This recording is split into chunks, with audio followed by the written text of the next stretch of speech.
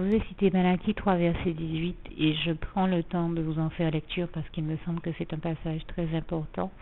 Et vous verrez de nouveau la différence entre le juste et le méchant, la différence entre celui qui sert Dieu et celui qui ne le sert pas. Et je rends grâce et gloire à Dieu pour cette réalité. Dieu qui nous fait voir la différence entre les deux, justement. Et toute la gloire lui en revient. Et je disais tout à l'heure donc que je rends déjà grâce et gloire à Dieu pour la justice qu'il va me rendre parce que je m'attends à lui. Et comme je disais, en admettant que cette justice ne soit pas rendue sur terre, je sais qu'elle le sera au royaume des cieux, le royaume de Dieu, le paradis. Là où la corruption qui règne, la corruption n'est pas celle qui règne, c'est Dieu qui règne, mais le diable essaie de la faire régner, il aveugle les hommes, je sais que c'est un élément qui peut modifier la droiture du jugement de justice qui devrait être rendu. Mais je m'attends à Dieu, c'est-à-dire que même si les hommes faisaient et disaient les pires choses et aveuglés par le diable, qu'ils en arrivaient à rendre des décisions de justice qui ne soient pas les bonnes, je m'attends de toute manière à ce que Dieu lui me fasse justice. Et là où devant la justice des hommes, un coupable peut passer pour innocent, devant la justice de Dieu, ça ne marche pas. Devant le trône de grâce de l'Éternel, notre merveilleux Dieu d'amour, toutes ces choses-là, la corruption n'a pas cours et toutes ces choses-là ne passent pas. Donc je sais que l'Éternel, mon Dieu, me fera toujours justice, comme il fera toujours justice à tous ceux qui ont réellement souffert et qui ont marché devant sa face en sainteté, en honnêteté, en droiture. Il fera toujours justice à tous ses enfants et comme je vous le disais, Matthieu 5 est un beau passage à lire sur la question parce que Dieu nous dit bien que ceux qui ont faim et soif de justice seront rassasiés dans son royaume et je rends grâce et gloire à Dieu parce que je sais du fond de mon cœur que c'est une réalité. Je fais totalement confiance à l'Éternel, mon Dieu, sur cette question. De la même manière que, comme je vous le dis, je sais que même si sur terre je peux vivre les pires choses et être trahi, être victime d'injustice, je fais une totale. Alors je ne fais pas confiance à la justice des hommes. Ça a toujours été comme ça au fond de mon cœur. Et je rends grâce et gloire à Dieu parce que c'est un sentiment qu'il a mis profondément en moi et je crois que c'est le sens que devrait avoir notre foi, même si les êtres humains aveuglés par le diable, c'est même pas de leur faute. La faute, le seul responsable et coupable dans tout ça, le seul fautif, c'est le diable. La faute, elle revient au diable seul, hein, mais même si les êtres humains nous font les pires choses et subir les pires choses, les pires persécutions à cause du diable parce qu'ils sont aveuglés par lui, je sais que l'Éternel, mon Dieu, là où l'être humain, ça passe devant l'être humain, ça passe pas devant son trône de grâce et je sais qu'il me fera toujours justice. J'ai d'ailleurs même eu à dire l'autre jour à quelqu'un, comme disait une sœur un jour sur Facebook, tu veux m'embêter, tu veux m'insulter, tu veux m'embêter, tu veux me persécuter, tu veux m'outrager, tu veux me faire les pires choses, libre à toi. Parce que chacun, gloire à Dieu qui nous a créés avec un libre arbitre, et le libre arbitre, c'est le pouvoir de choisir entre faire le bien et faire le mal. Par contre, il faut que ceux qui choisissent de faire le mal sachent qu'aucun mal ne restera impuni devant l'Éternel notre Dieu et qu'on ne se moque pas de Dieu comme je disais tout à l'heure et qu'on ne se laisse pas aller à faire le mal sans devoir s'attendre à en subir les conséquences également. Donc, libre à l'être humain de choisir de faire le bien ou de faire le mal. Par contre, là, Dieu ne rigole pas avec ceux qui font le mal parce que ça entraîne des conséquences. Et dans la vie de ceux qui le font et dans leur propre vie, j'ai envie de dire, ça c'est une chose que Dieu m'a montré. Faire du mal aux autres, ça revient à se faire du mal à soi-même, puisqu'aucun mal ne reste impuni. Et toute la gloire en revient à Dieu, à Jésus-Christ et à son Saint-Esprit. Donc pour encourager tous ceux qui ont vécu des injustices terribles, ou qui doivent se retrouver à aller pour des questions de justice au tribunal. Moi, l'un de mes passages préférés, en dehors de Jérémie 31, verset 3, que je vous invite à lire et qui nous rappelle que Dieu nous aime d'un amour éternel, et Dieu nous a aussi dit en Matthieu 28, verset 20, qu'il est avec nous tous les jours jusqu'à la fin du monde, jusqu'à la fin. Et nous savons qu'une fois que cette période sera passée, Jésus-Christ reviendra nous chercher. Je lui rends grâce et gloire pour nous amener avec lui enfin au paradis, où là nous n'aurons plus à souffrir des affres de ce que nous vivions sur terre, parce que nous serons enfin dans les bras d'amour de Jésus, avec Dieu, Jésus-Christ et son Saint-Esprit, dans le royaume des cieux, le royaume de Dieu, le paradis, dans le bonheur le plus complet et le plus total, et toute la gloire en revient à Dieu, à Jésus-Christ, à son Saint-Esprit.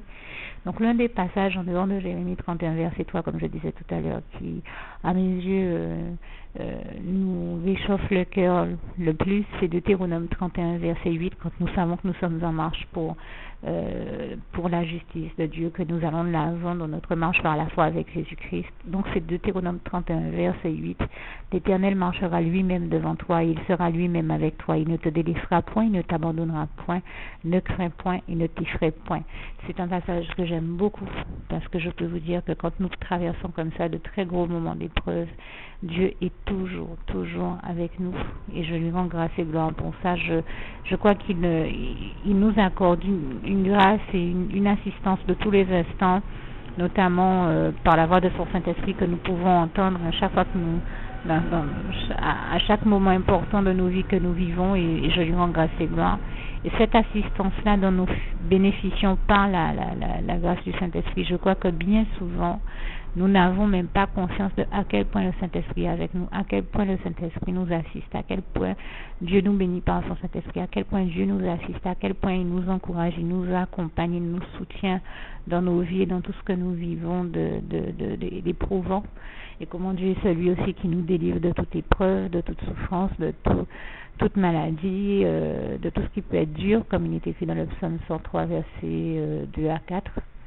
Et je vous assure que si Dieu n'était avec nous, nous n'aurions pas la force d'aller de l'avant ou de réussir tous les combats spirituels que nous avons à mener. Donc je peux vous dire que je rends grâce et gloire à Dieu, à Jésus-Christ et à son Saint-Esprit, parce que Dieu est réellement celui qui nous amène à toutes les victoires de nos vies, qui nous conduit dans toutes les victoires de nos vies, qu'elles soient juridiques ou d'une autre nature. Et je rends grâce et gloire à Dieu pour avoir moi-même vécu cette réalité-là. Et mais pour avoir vu Dieu me sortir de combats que je n'avais même pas choisis, qui m'avaient été imposés par des ennemis qui bien sûr c'était l'ennemi qui agissait. Donc ce sont des choses qui me viennent de l'ennemi et pas de ma propre vie ou de mon propre comportement. Et je rends grâce et gloire à Dieu parce qu'à l'époque, ceux qui m'aimaient, comme on dit en créole, ils étaient qu'à mettre main si tête. Enfin, ils ont eu le réflexe, on va dire, de s'inquiéter pour moi. Mais je peux vous assurer que je rends grâce et gloire à Dieu parce que Dieu m'a toujours sorti et délivré de toute épreuve. Même celle qu'aucun d'entre nous, être humain, dont aucun d'entre nous, être humain, ne voyait l'issue. On ne voyait vraiment pas comment les choses pouvaient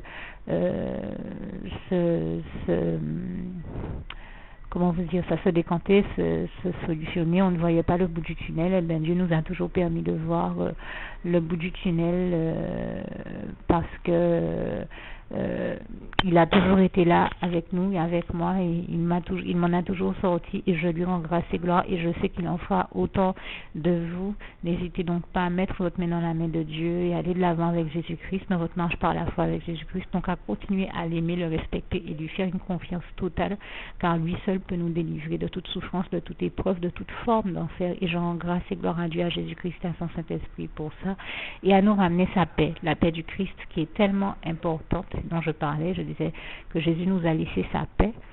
Eh bien, sans cette paix-là, la paix du Christ, je ne vois pas comment on s'en sort dans le monde. Sans l'amour, la joie, la paix de Christ, on ne peut pas s'en sortir dans la vie. Donc, c'est vraiment Jésus qui nous conduit dans toutes les victoires. Et ce qui me conduit à vous parler de Romains 8, verset 37. Et je rappelle, je vous invite vraiment à lire le chapitre de Romains 8, verset 37. Mais en toutes ces choses, nous sommes plus que vainqueurs par celui qui nous a aimés, Jésus-Christ. C'est-à-dire qu'à travers toutes les épreuves que nous traversons, eh bien, Jésus nous rend victorieux de toute épreuve, de toute souffrance, de toute forme d'enfer, quelle que soit l'épreuve à laquelle nous avons à faire face. Et je tenais à rendre grâce et gloire à Dieu sur ces points, à Dieu, à Jésus-Christ, à son Saint-Esprit, parce que ce sont des réalités que j'ai vraiment vécues en pratique dans ma vie. Alors, j'ai retrouvé un peu ce passage de Matthieu 5, verset 1 à 12, que je vous invite à lire également. Mais moi, je commençais au verset 3. Heureux les pauvres en esprit, car le royaume des cieux est à eux. Heureux les affligés, car ils seront consolés. Heureux les débonnaires, car ils hériteront la terre. Heureux ceux qui ont faim et soif de la justice, car ils seront rassasiés. Heureux les miséricordieux, car ils obtiendront miséricorde. Heureux ceux qui ont le cœur pur, car ils verront Dieu. Heureux ceux qui procurent la paix, car ils seront appelés fils de Dieu. Heureux ceux qui sont persécutés pour la justice, car le royaume des cieux est à eux. Heureux serez-vous lorsqu'on vous outragera qu'on vous persécutera et qu'on dira faussement de vous toutes sortes de mal à cause de moi, nous dit le Seigneur Jésus-Christ. Réjouissez-vous et soyez dans l'allégresse, parce que votre récompense sera grande dans les cieux, car c'est ainsi qu'on a persécuté avant vous les prophètes et ceux qui ont été avant vous. Donc je peux vous dire que c'est vraiment une réalité. Là, je vous ai lu Matthieu 5, verset 3 à 12, et donc vous l'aurez compris, le passage auquel je faisais allusion, c'était Matthieu 5, verset 6. Heureux ceux qui ont faim et soif de la justice, car ils seront rassasiés. Je terminerai et c'était vraiment le sens essentiel de mon propos, je terminerai en disant tout simplement que j'ai aussi dit que je rends des grâces et gloire à Dieu, à Jésus-Christ, à son Saint-Esprit, qui est le seul à pouvoir nous conduire à toutes les victoires de nos vies, mais qui est le seul à pouvoir relever celui qui est courbé, comme il est écrit dans le psaume 145, verset 14, mais que je vous invite là encore à lire du verset 8 à 21. Et je disais aussi, j'ai utilisé le mot relever et aussi le mot révéler. Il est le seul à nous révéler tout ce que nous avons besoin de connaître, toutes les informations qui nous est impératif d'avoir pour avancer dans la vie, et je rends grâce et gloire à Dieu pour ça. Et donc j'ai trouvé un petit passage qui correspond bien au souhait de mon cœur pour vous également. C'est Éphésiens 1, verset 16 à 23, mais je ne vais vous lire qu'un extrait. Je ne cesse de rendre grâce pour vous, faisant mention de vous dans mes prières, afin que le Dieu de notre Seigneur Jésus-Christ, le Père de gloire, l'Éternel, notre merveilleux Dieu d'amour, c'est moi qui le précise entre parenthèses, vous donne un esprit de sagesse et de révélation dans sa connaissance, et qu'il illumine les yeux de votre cœur, pour que vous sachiez quelle est l'espérance qui s'attache à son appel, quelle est la richesse de la gloire de son héritage, qu'il réserve aux saints, et quelle est envers nous qui croyons à l'infinie grandeur de sa toute-puissance, de sa puissance qui se manifeste avec efficacité par la vertu de sa force. Alors je vais m'arrêter là, donc je vous ai lu le verset 16 à 19 que je vous ai dit à la fin à ma manière, mais n'hésitez pas à aller lire donc Éphésiens 1, verset 16 à 23. Et vous verrez comme c'est textuellement écrit dans votre Bible. En tout cas, moi je rends grâce et gloire à Dieu parce que le merveilleux grand Dieu d'amour que je sers, l'Éternel mon Dieu, et bien c'est un Dieu d'amour, de paix, de joie, de justice, et qui est celui qui nous apprend, nous enseigne et nous fait engrammer toutes les bonnes valeurs de la vie, les bonnes notions, les bonnes valeurs, les bonnes conduites, les bons comportements, les bons choix de la vie, et je lui rends grâce et gloire pour ça. Donc qu'il en soit ainsi dans votre vie. Continuez à faire les meilleurs choix et avoir les meilleures conduites et comportements qui soient à la gloire de Dieu.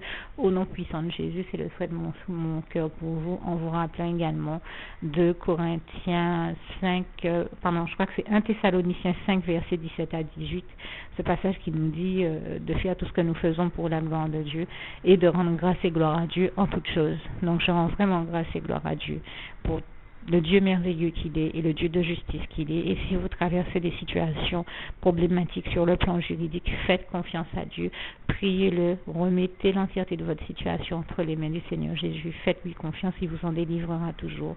Il vous suffit de lui adresser cette petite prière que le Seigneur m'inspire de partager avec vous. Seigneur Jésus, Éternel mon Dieu, Saint-Esprit, Seigneur Jésus, à toi en particulier, je remets entre tes mains toute ma situation, l'entièreté de ma situation, tous mes problèmes, mes préoccupations, mes interrogations.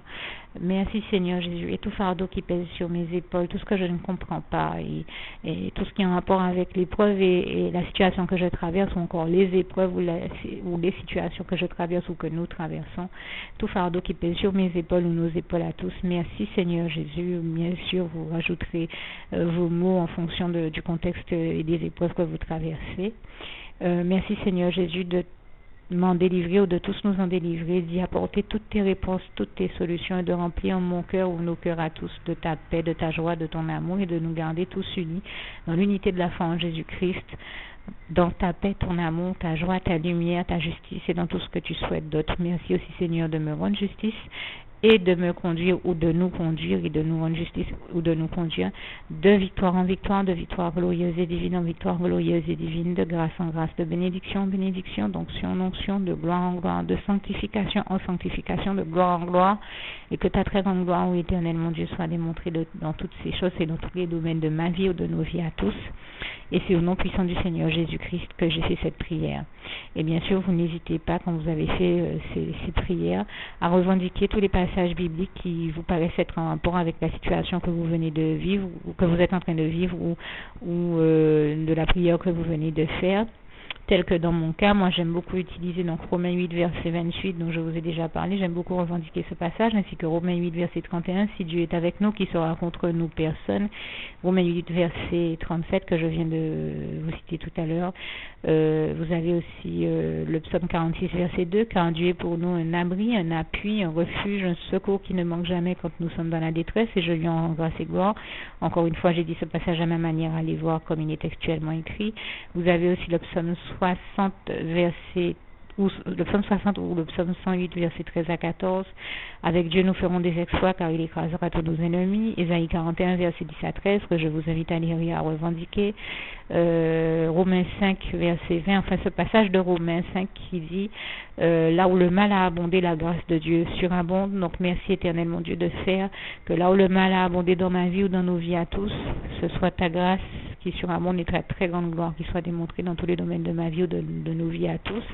Et c'est au nom puissant de Jésus que j'ai fait cette prière. Donc vous pouvez rajouter ce reliquat de prière à tout les prières que j'ai faites auparavant. Et ne pas oublier aussi de revendiquer trois autres et derniers passages. Tout est possible. Alors, tout est possible à celui qui croit. Marc 9, verset 23. Le proverbe 10, verset 22, c'est la bénédiction de l'Éternel qui enrichit et il ne la fait suivre d'aucun chagrin. Et Marc 10, verset 27, tout est possible à Dieu. Alors que Dieu vous bénisse tous et vous conduise tous jusqu'à la victoire, car l'Éternel, notre merveilleux Dieu d'amour, est un Dieu de miracles et de victoire, et je lui rends grâce et gloire pour ça. Et je termine donc avec le souhait de mon cœur pour vous, le souhait qui est également le souhait de mon cœur pour vous, Philippiens 4, verset 7, que la paix de Dieu qui surpasse toute intelligence garde vos cœurs et vos pensées en Jésus-Christ. Que Dieu vous bénisse tous et à bientôt.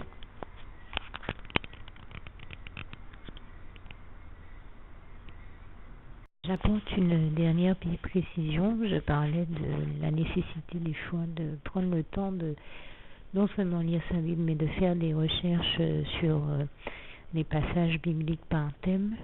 Quelques ouvrages peuvent vous y aider. Donc, pour ce faire, aidez-vous d'abord de votre Bible, bien sûr, mais aussi d'une concordance biblique. C'est vraiment toujours nécessaire et j'ai envie de dire vraiment utile dans nos recherches. C'est une véritable aide dont Dieu nous a bénis.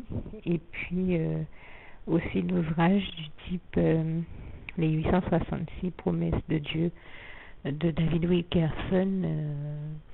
Je cite cet ouvrage parce que je sais qu'il est parmi les plus lus, même si David Wilkerson n'est plus, mais ce livre est quand même tout de même utile. Il est toujours utile parce qu'il apporte une lecture des pratiques des promesses essentielles de la parole de Dieu. Il y en a bien sûr beaucoup plus que 866, mais je trouve que l'approche de ce livre-là est intéressante, c'est pour ça que je vous le conseille. Mais n'hésitez pas à aller voir en librairie, dans les librairies chrétiennes. Là aussi, vous tomberez certainement sur des personnes qui vous conseilleront encore mieux sur les derniers ouvrages parus depuis. Moi, je parle de livres que je connais depuis un bon moment, mais on saura vous guider, vous intéresser, vous parler des livres les plus intéressants et pratiques qui peuvent correspondre le mieux à votre cas. Mais en tout cas, moi, je vous ai cité au moins ces trois ouvrages qui peuvent vraiment vous aider à faire des recherches thématiques dans la Bible. D'abord, sur des thèmes bien précis tels que celui de la paix, l'amour, la justice, la joie, la justice de Dieu, la lumière, la vie, plein d'autres sujets. La résurrection, plein d'autres sujets très intéressants et très importants à mieux cerner et sur lesquels avoir un meilleur éclairage biblique notamment et spirituel. Et pour ça, vous pouvez vous aider de bien les ouvrages qu'on retrouve en librairie. Alors moi, j'ai cité cela et si cela m'est possible, j'essaierai de vous mettre sur ma page avec ce document les couvertures d'au moins ces deux ouvrages, et éventuellement de livres spirituels. Et puis il vous suffira de cliquer dessus pour voir bien d'autres ouvrages spirituels dont je conseille également la lecture, même si je n'ai pas d'action sur ces ouvrages-là, mais je sais que ce sont des ouvrages de qualité pour avoir eu des témoignages de beaucoup de chrétiens qui m'ont dit avoir été édifiés dans leur foi par ces ouvrages-là. C'est pour ça que je les partage avec vous. N'hésitez donc pas à lire ceux qui vous conviennent le mieux, ainsi qu'aux situations que vous traversez. Que le Seigneur vous garde et vous bénisse. À bientôt.